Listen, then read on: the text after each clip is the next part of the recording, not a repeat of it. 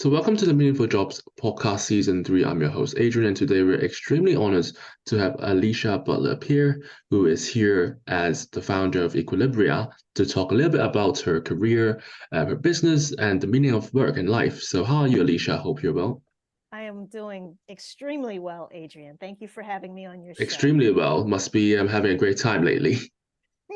Actually, I'm working like crazy, but I'm saying I'm doing extremely well because I know what the opposite of that could be. So I'm Which is no just work, grateful. basically. Exactly. So I'm just Strange thing is grateful. that, there seems to be a recession, but the media isn't saying this. And It's people seem to be losing their jobs as well. And then the official job numbers don't seem, like the case. So I'm just a bit struggling about, what the economy is actually. exactly. Yeah. So, but yeah, at least as you alluded to, having work is better than no work. And, on this note, I thought it would be great for us to, dive into your career. So, before founding your own company, can you tell us, what kind of career path you took and what were the decisions? Oh, sorry, what were the factors that affected your decision? Well, Adrian, my career path certainly it has been unconventional, and it has Mm, not been a linear path to me founding a company. But my career actually began as a chemical engineer, believe it or not. And whenever I tell people that, they're usually looking at me like, how did you go from being a chemical engineer to the work that I'm doing now? But honestly, Adrian, I see the connection, and I'll explain what that connection is. Chemical engineers, many of us, when we start working, we work as what's known as process engineers or process engineers. What that means is, let's say, for example, if we are in an oil refinery or a chemical plant or a pharmaceutical plant, whenever you are in a manufacturing environment, you are producing something. You are producing something that's tangible. As a process engineer, there are certain specifications that that product must meet in terms of quality before it can be packaged and ultimately sold to a customer. If a particular batch of a product is tested and it does not meet the specification, then my job as the process engineer was to figure out what went wrong, Adrian, in the process of manufacturing that product to cause it to not meet the specification. So we also design, we do things at scale. So whenever people ask me, well, what's the difference between a chemist and a chemical engineer? So the way I like to describe it is, imagine a chemist is, concocting something in a laboratory setting, a very small scale. But a chemical engineer is going to take what that chemist has said, aha, I figured out the formula for making this. And we literally will take that formula and design the equipment to make sure that instead of making, let's say, a very small batch of something in a laboratory setting, we're making sure that a significant amount can be produced in a short time period at scale. So that's, I guess, the most basic way that I can describe what the difference is. sorry. So, do you work with a lot of testing companies? Because after making that product, obviously you need some, third party independent contractor or company to test your products. Well, actually, you work a lot with, in my experience, the plants and the oil refineries that I worked in, where third party entities come into play is government type agencies, the environmental agencies. They're trying to make sure that no damage or harm is being caused to the environment by illegal dumping of certain byproducts that might be produced. While you're trying to make this one thing here, you're also sometimes making something else that could be really harmful. How are you properly disposing of that harmful product? Those are the kinds of things, but we wouldn't have independent people come in and test product. It is to our advantage it behooves us to make sure that we are producing something that meets the specifications, because ultimately we don't want to pass off bad products to our end customers, Of because course, of they course. will let us know right? If something, through perhaps even ways that you can't imagine. exactly. And we both know bad news travels much faster than good news. So in that, again, in my experience, we did not have third party people come and perform any type of testing. So, can you tell us how you got into, chemical processing? Because I think, you're one of the first guests on our show who's come from this background. I had a love for chemistry. And by the time I went to university, I was kind of encouraged to go into that career or to study that. I wanted to become a chemist. My very first passion, actually, Adrian, was in writing. My first love in terms of a career choice was actually journalism. That's quite different, I you don't know, normally associate journalism using and right, chemistry. Yeah. using two completely different sides of the brain. But when I started taking chemistry classes when I was in high school, I'm from the States, so I grew up in the state of Louisiana, and my teacher took a particular interest in my development as a young adult. And when I was starting to figure out where I wanted to go for university, she would ask me, "Well, what are you going to pursue? What type of degree are you going to pursue?" And I would tell her chemistry. I really like it. And she said, "Well, you know, have you thought about the fact that in order to make really good money as a chemist, you would probably have to go all the way up to the PhD level?" I know you and I were talking about Yeah, we were what it talking about takes to, PhD. yeah, what it takes to actually get a PhD. Yeah, And she that was said, before so, our interview, by the way, just for listeners to know. I tried and, failed. and she said, "Have you thought about chemical?" Or she asked, "Have you thought about chemical engineering?" Well, I didn't know what it was. I had never met a chemical engineer before, but she planted that seed. So I totally give her credit for that. And sure enough, when I was accepted into university, that is what I studied. And I didn't really understand what I was getting myself into until I actually graduated and started working at my very first professional job. Would you say that's a bit late to find out? It's very late to find Yeah. out. It's extremely late. I did have an internship, but it wasn't the same. There were certain things that the classroom, you just won't learn in the classroom. You have to And I guess actually, sometimes, being an intern, you just get ignored sometimes because everybody's so busy with what they're doing. that is absolutely the case. That is absolutely what happened with me. They were very Okay, busy. I didn't expect this, but Yeah, I no, guess that's exactly that wasn't a good entry to it. chemistry processing, I don't think.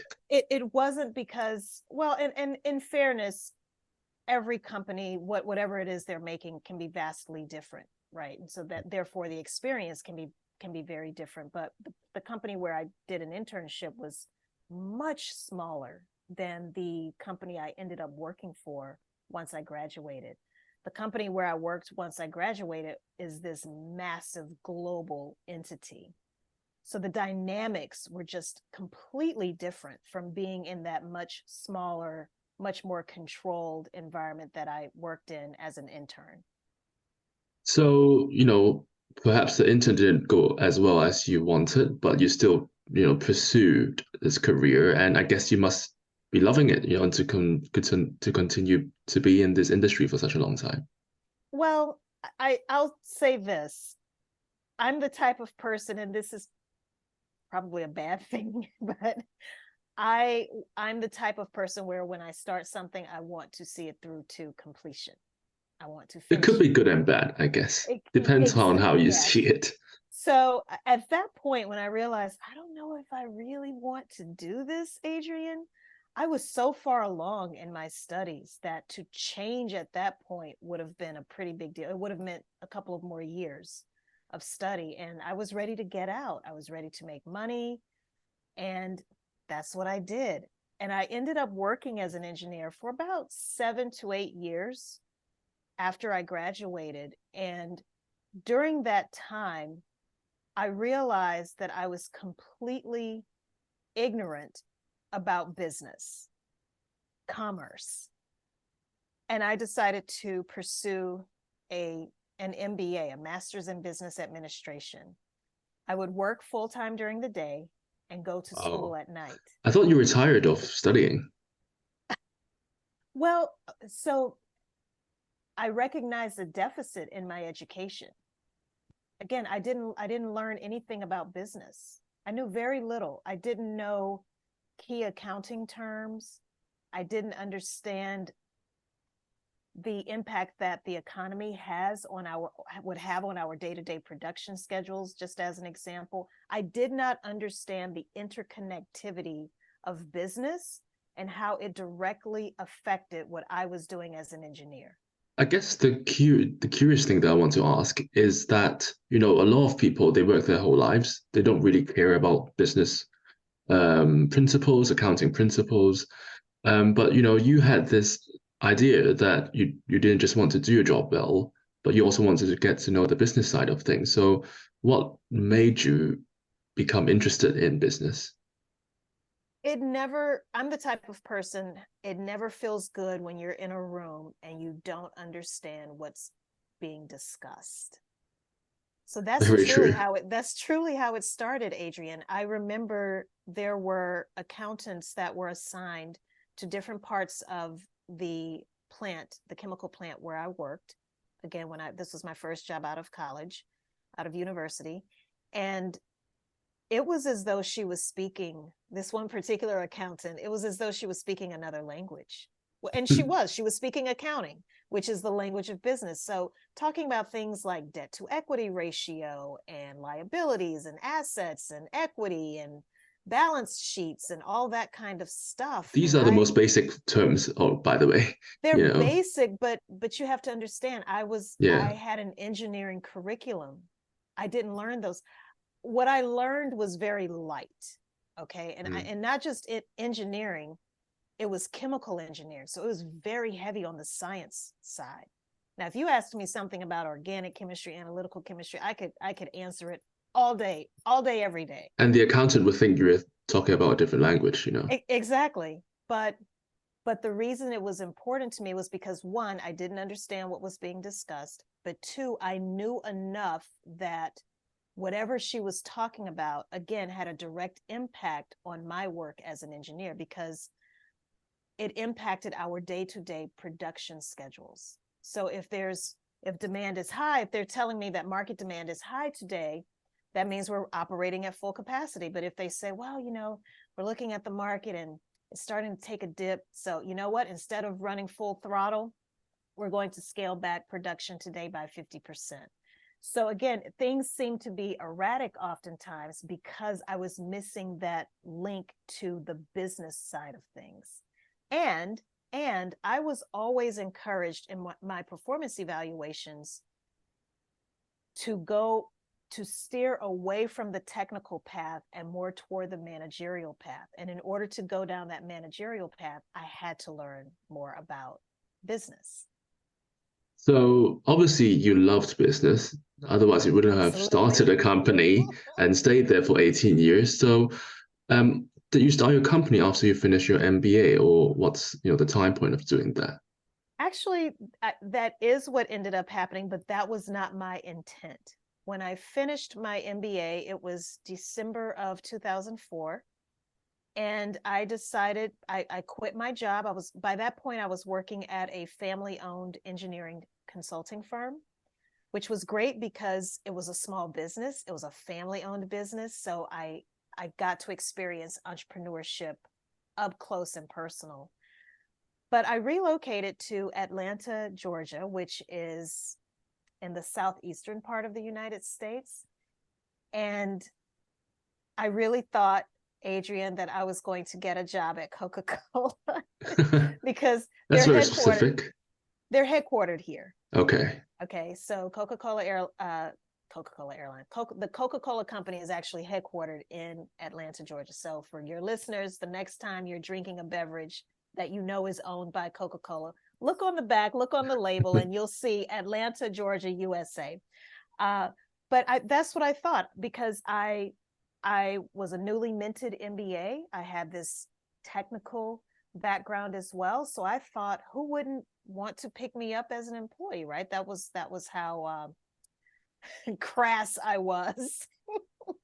And after about 2 months of what seemed to be soulless job searching, I decided, instead of spending all of this time, effort, and energy looking for a job, a job, working for someone else, why not redirect that same time, effort, and energy into creating an opportunity for myself, one where I could bring together all of these skills that I had up to that point and build a business around that. And that was how my company started.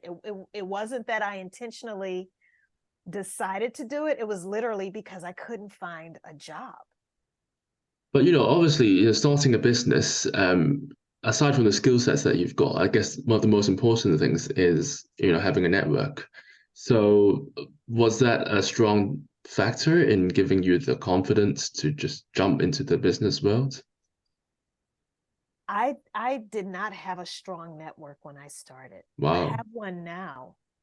I But that didn't must be have quite a big this. risk, because Oh, it was a huge risk. yeah, because you don't know where your money's coming from if you've got no Adrian, accounts. no one, people thought I had gone mad, because when you think about it, it is an extremely risky move.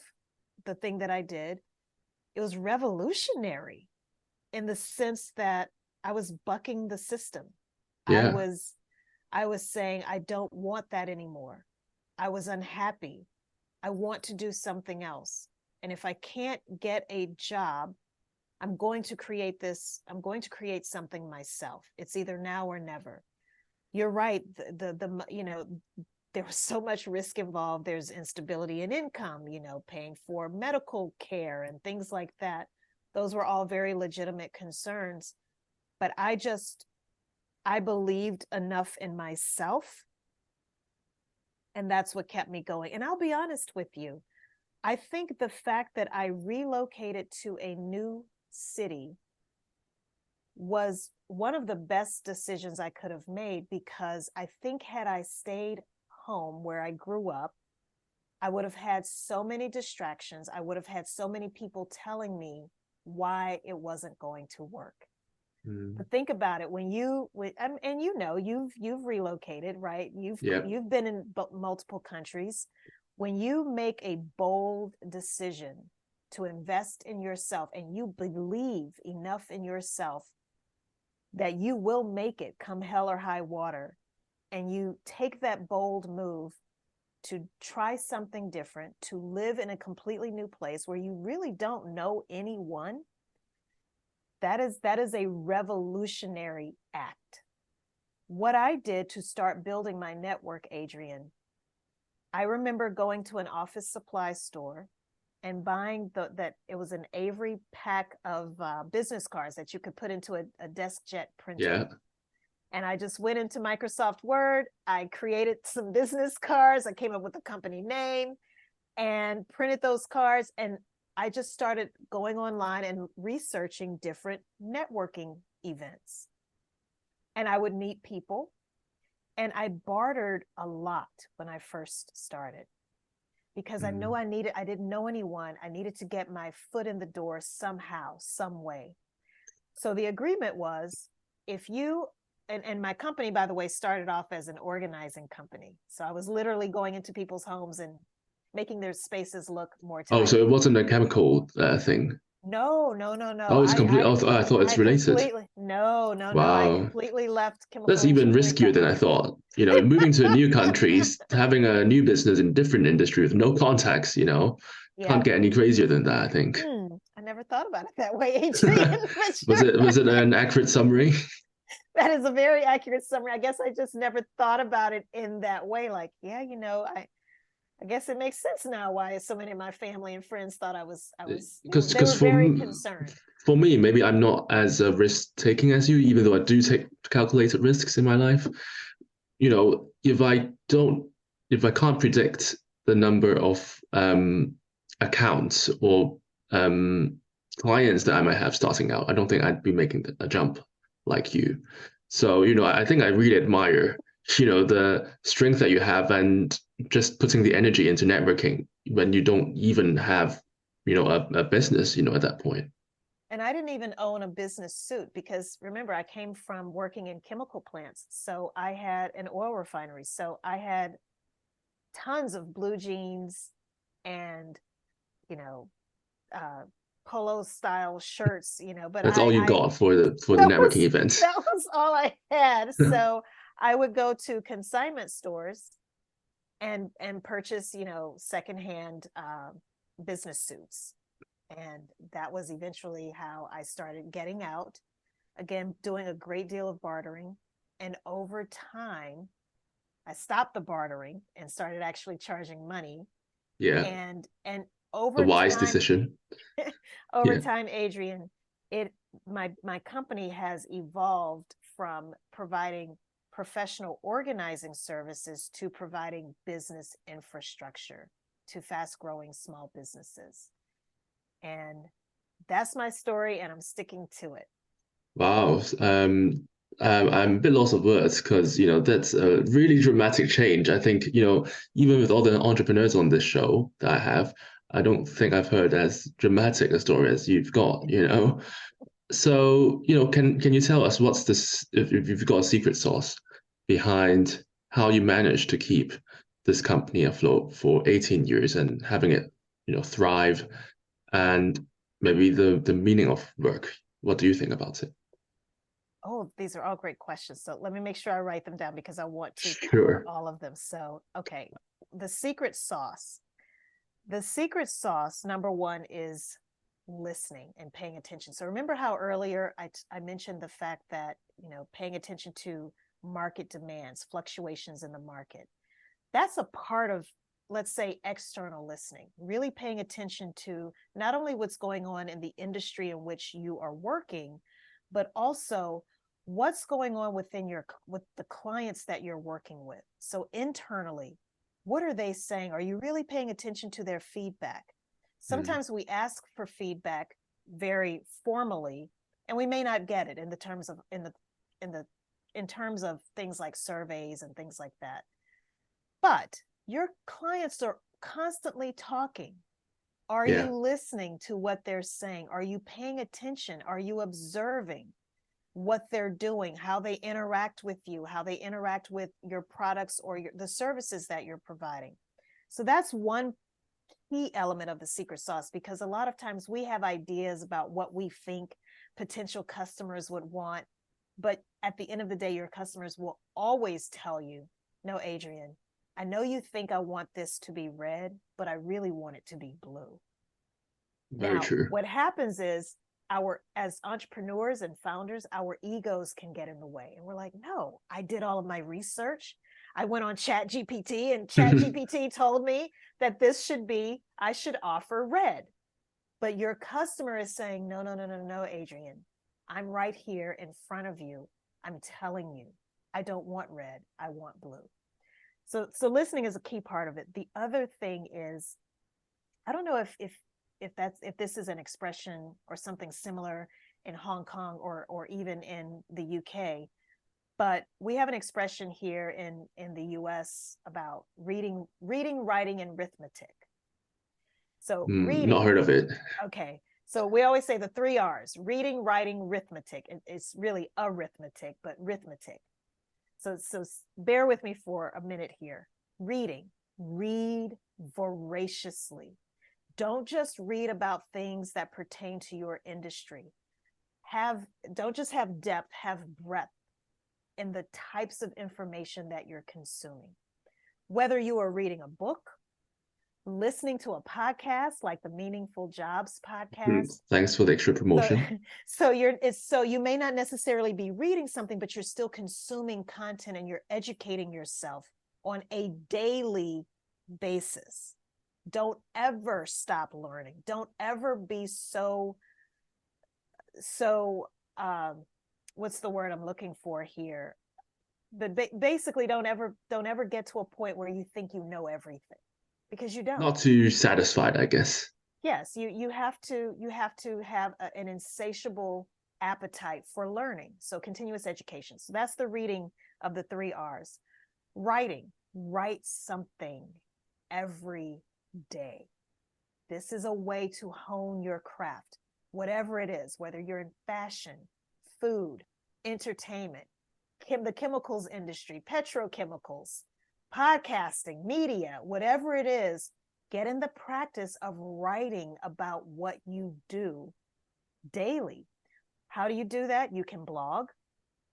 You can produce content like a podcast. That's still a form of writing, even though, because I know, Adrian, there are things you did to prepare for this interview. Now, you may have typed it, but it's still, again, it's a form of content, thoughts that you have formulated in your head. And whether you write it on physical paper, you type it out somewhere, the point is you're actually formulating these ideas on a daily basis. Get in the practice. And it could also mean not just blogging or podcasting, writing a book, but if you're talking about doing it on a daily basis, leveraging social media, posting something on LinkedIn, posting something on Facebook, TikTok, Instagram. There's so many of them out there. But that's what I mean by writing something every day. And then finally, the last R, arithmetic. This is all about measuring, math, right? What are the metrics? What are the things that you can measure every day that let you know whether or not you are hitting certain targets that you want to meet? So, I'll just throw this out as an example. A personal example for many people out there in the world is weight. They want to maintain a certain weight. Well, what is your target? And many of us, we might get on a scale every morning or every night. That's what we have to do with our businesses or our jobs. If you know that you want to advance to a certain position at your job, or if you know you want to hit a certain revenue target, the idea is get into the practice of measuring the things that matter, that are going to help you get to your target. Wow, a lot of secret sauces, That's the secret sauce. And you did ask the meaning of work. Yeah. The meaning of work. Yeah. In my book, I wrote about this, actually. That's why I love this question. Vocation, the word vocation derives from vocare, which is a Latin word, which means your calling. So oftentimes, our job is not necessarily our vocation. Your job is what you do. It's the work. What is your actual calling? And when I really started to study the etymology of the word vocation, I thought, wow, this is why I personally was not satisfied. I did not have personal satisfaction working as an engineer in this massive company. I didn't find meaningful work in what I was doing. I'm just being honest. But the work that I'm doing now, I truly feel, Adrian, is my calling. When I can formulate an idea, and I'm talking to another small business owner, another entrepreneur, another founder, and I'm seeing that person's passion, and I know they want to scale their respective businesses to the next level, and I help them formulate these ideas for how they can do that, how they can put a business infrastructure in place, and then they actually implement it, and to see it. Yeah. Oh gosh, I can't imagine the joy that you've got. That is where I find meaning. And I cannot even, there are no words, I think, to properly describe that feeling. Well, it's been a pleasure talking to you, Alicia, learning about your career path, how you got into business, and, seeing the fulfillment that you've got. I think, it's great for our listeners to, really ponder about whether they should work for someone or start their own business and what's their calling in life. So thanks so much for your interview. And, I wish you all the best. Thank you so much, Adrian.